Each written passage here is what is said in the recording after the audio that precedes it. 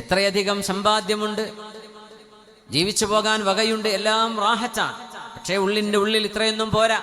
എനിക്ക് അയാളെപ്പോലെ ആവാൻ കഴിഞ്ഞില്ലല്ലോ, അദ്ദേഹത്തെ പോലെ ആവാൻ കഴിഞ്ഞില്ലല്ലോ എന്നൊരു തോന്നൽ മനസ്സിൽ വരികയാണെങ്കിൽ അയാൾ ദരിദ്രനാണെന്നാണ്. കാരണം ദാരിദ്ര്യത്തെ ഡിഫൈൻ ചെയ്യുന്നത് എന്താണ്? ദാരിദ്ര്യം മൽ ഫഖർ, അൽ ഫഖറു ഹാജ.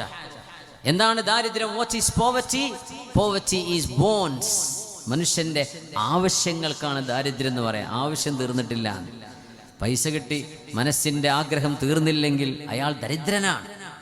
അതുകൊണ്ടാണ് പുണ്യനബി തങ്ങൾ പഠിപ്പിച്ചത് അഗ്നൽ ഗിനാ ഗിനൻ നഫ്സ്. സമ്പാദ്യങ്ങളിൽ വെച്ച് ഏറ്റവും വലിയ സമ്പാദ്യം മനുഷ്യന്റെ മനസ്സ് പറയുന്നതാണ്. എന്ത്?